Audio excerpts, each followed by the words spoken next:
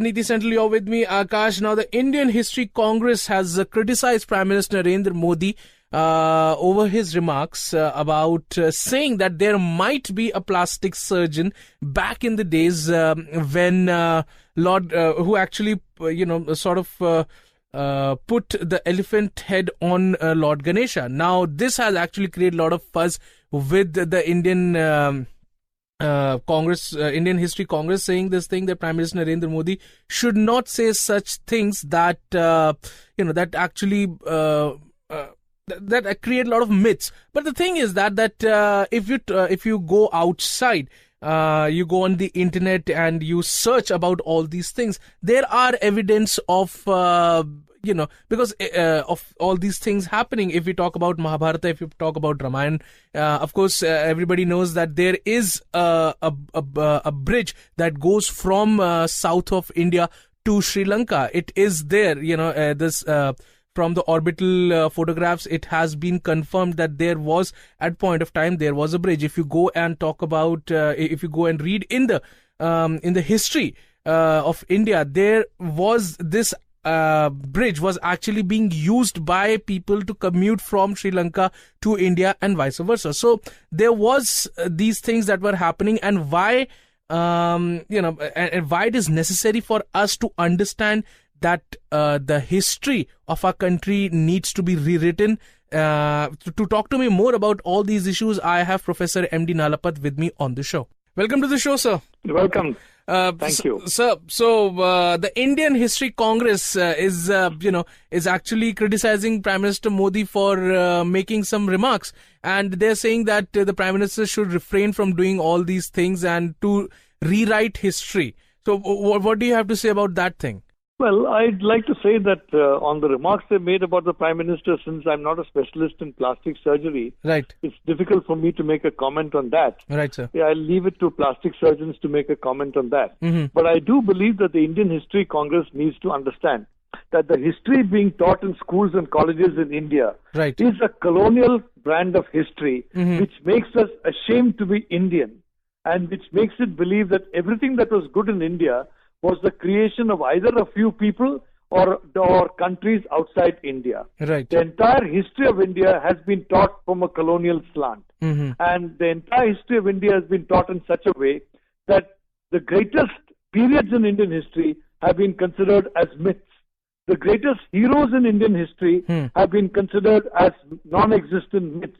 Right. Almost as though Indian history were nothing but a big novel. Mm-hmm. So quite frankly, the real novel, the real work of fiction is what we call history as taught in schools and colleges and universities in India. Right. What we need is a real history, and that I think is something which the Indian History Congress needs to accept. But how? But how would that happen? How do you think that how to go about it?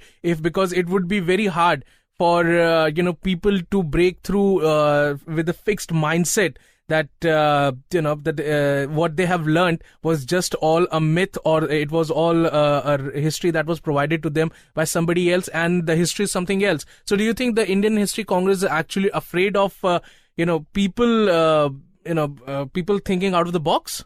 Well, I'm not going to talk about the Indian History Congress because frankly they are not consequential. Mm-hmm. Let me talk about the government of India headed by Prime Minister Modi, right. who, as you know, I mean, anybody tracking my writings will know that for a very long period of time, I have consistently regarded Prime Minister Modi as the best Prime Minister this country can have. Right. I would like to say that Prime Minister Modi needs to make a break with the Nehruvian past. Okay. In this context, I was disappointed when this culture of secrecy, the cult of secrecy, is being maintained. Even on something like the Henderson Books report, which is available on the internet, on matters like Netaji Subhash Chandra Bose's what happened to him, right? Even on matters of we need to get the history of India perfect. We need to send teams to London. We need to send teams working across archives in the country to find out what really happened in the freedom struggle, what really happened to Subhash Chandra Bose, right? And we need a culture of transparency in the government. The first step towards accurate history is transparency. Right. And as someone who has backed Narendra Modi to the hilt, I expect Prime Minister Modi to remove this kind of bureaucratic obstacle to dissemination of information and ensure that there is transparency in the history of India. Transparency in records, transparency in archives, a transparency the British denied us, and which the Nehruvians and who have come after the British have denied us. Right. But do you think that the government is a little bit afraid of that, the sort of the mindset that the people have, if they, put too much onto the people, then the truth, as they say, sometimes can be a little bit devastating. So they might be thinking of, step by step going towards that? Well, I'd like to say clearly that this perception that the Indian people are a bunch of little children or are a bunch of individuals who do not have strong minds is completely wrong. The Indian people are mature. The Indian people have shown all over the world what they can do. Except in India, the people of India do brilliantly. Right. And the reason they don't do well in India is because we still retain the colonial culture which regards Indian people as children. I would like to say that the people of India are perfectly capable of understanding whatever be the level of transparency. They are perfectly capable of accepting information the way it is, and more importantly, they have a right to know the facts. Right. You cannot keep the facts from the Indian people. That is a betrayal of the Indian people. That betrayal has gone on post-August 15, 1947, and I strongly believe that Prime Minister Modi will ensure that in the next 6 months or 1 year, he is going to open the archives, he is going to open the files and ensure full transparency. Right. But when it comes to, facts related to mythology, then don't you think it becomes a little bit tricky? Well, it's not a question of mythology. The fact of the matter is that it is an absolute reality that the battles described in the Mahabharata took place. There are venues, there are locations, and there are even signs of those battles. You go to Sri Lanka, you can see signs of Sita having settled there.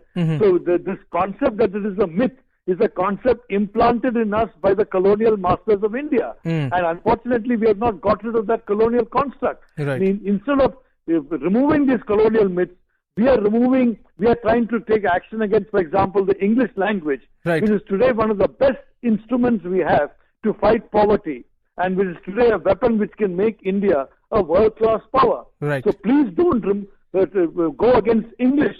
Go against the colonial thinking of the English. Right. Unfortunately, what we are doing is we are fighting English and we retain the colonial thinking. Right. Well, on that note, thank you very much, sir, for coming on the show.